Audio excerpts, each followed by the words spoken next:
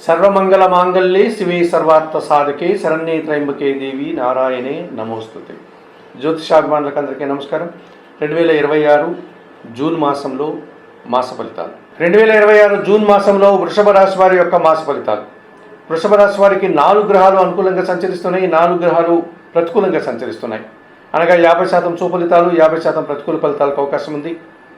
మిశ్రమ ఫలితాలను ఇచ్చేటువంటి ఈ జూన్ మాసంలో వృషభ రాశి వారికి ద్వితీయ పంచమాధిపతినటువంటి బుధుడు ఈ జూన్ నెల 22 వరకు ద్వితీయంలో మిథున రాశిలో సంచరించడం వల్ల మీ మాటకు విలువ పెరుగుతుంది, ఆలోచనలు కలిసి వస్తాయి, వ్యాపార అభివృద్ధి, ఆర్థిక అభివృద్ధి బాగుంది, బ్యాంకు లావాదేవీలు కూడా అనుకూలంగా ఉన్నాయి, స్థిరాస్తుల నుంచి లాభాలు అందుకుంటారు. జన్మరాశ్యాధిపతి షష్టాధిపతి అయినటువంటి శుక్రుడు ఈ నెలంతా కూడా ద్వితీయంలో మిథున రాశిలోను, తృతీయంలో కర్కాటక రాశిలోను సంచరించడం వల్ల జన సహకారం బాగుంటుంది. ముఖ్యంగా స్త్రీజన సహకారంతో గట్టి పోటీని సైతం సునాయాసంగా ఎదుర్కొని విజయం సాధిస్తారు. వివాహాది శుభ కార్యక్రమాల్లో పాల్గొంటారు, కుటుంబ సౌఖ్యాన్ని అందుకుంటారు. దశమ లాభాధిపతి అయినటువంటి శని భగవానుడు ఈ నెలంతా కూడా లాభంలో మీనరాశిలోనే సంచరిస్తాడు. వృత్తి ఉద్యోగ వ్యాపారాల్లో మంచి అభివృద్ధిని సాధిస్తారు.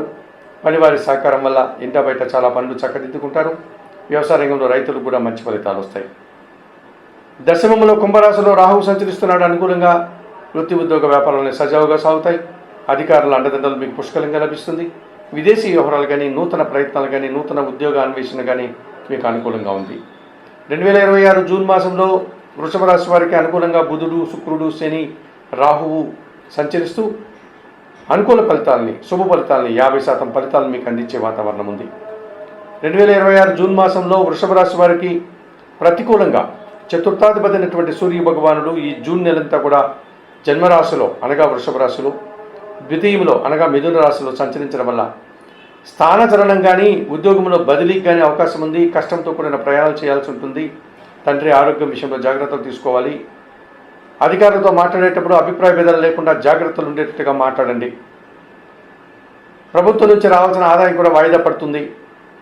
ఇక సప్తమ వ్యయాధిపతి అయినటువంటి కుజుడు ఈ నెలంతా కూడా వ్యయంలో మేషరాశిలోను, జన్మరాశిలో వృషభ రాశిలోను సంచరించడం వల్ల వాహన సమస్యలు ఏర్పడతాయి. జీవిత భాగస్వామితో మనస్పర్ధలు వస్తాయి. రియల్ ఎస్టేట్ రంగంలో నష్టాలకు అవకాశం ఉంది. ఖర్చులు పెరిగిపోతాయి. భూ వివాదాలు కానీ, వాహన రిపేర్లు కానీ రావడానికి అవకాశం ఉంది. అష్టమ లాభాధిపతి అయినటువంటి బృహస్పతి అనగా గురువు ఈ జూన్ నెల 1వ తేదీ నుంచి తృతీయ భావంలోనికి కర్కాటక రాశిలోకి ప్రవేశించడం వల్ల గురుబలాన్ని కోల్పోతున్నారు. గురువు అతి తక్కువ సుఫలితాలు మాత్రమే అందిస్తాడు, ఎక్కువ ప్రతికూల ఫలితాలను ఇస్తాడు. సమాజంలో పేరున్నటువంటి వ్యక్తులు కానీ, విద్యావంతులు కానీ మీకు పూర్తిగా సహకరించకపోగా వ్యతిరేక భావజాలాన్ని, మీకు సహకార లోపాన్ని అందించే వాతావరణం కనిపిస్తుంది. విద్యార్థులకు ప్రతికూల ఫలితాలు వస్తాయి. అనారోగ్య సమస్యలు అధికమవుతాయి. ఆర్థిక సమస్యలు కూడా మిమ్మల్ని చుట్టుముట్టే పరిస్థితి కనిపిస్తుంది. చతుర్థంలో సింహరాశిలో కేతువు సంచరిస్తున్నాడు ఎప్పటి నుంచో. తప్పనిసరిగా ఈ మాసంలో కూడా కుటుంబపరమైనటువంటి విషయాలు మీకు అశాంతిని కలిగిస్తాయి, నిరాశని కలిగిస్తాయి. మరి 2026 జూన్ మాసానికి గాను వృషభ రాశి వారికి తప్పనిసరిగా సూర్యుడు, కుజుడు, గురువు, కేతువు ఈ 4 గ్రహాలకు పరిహారాలు నిర్వర్తించుకోవాల్సిన అవసరం ఉంది. చతుర్థ కేతు దోషం నుంచి బయటపడడానికి నిత్య గణపతి ఆరాధన, తృతీయ గురువు దోషం నుంచి బయటపడడానికి దత్తాత్రేయ స్వామివారి దర్శనం,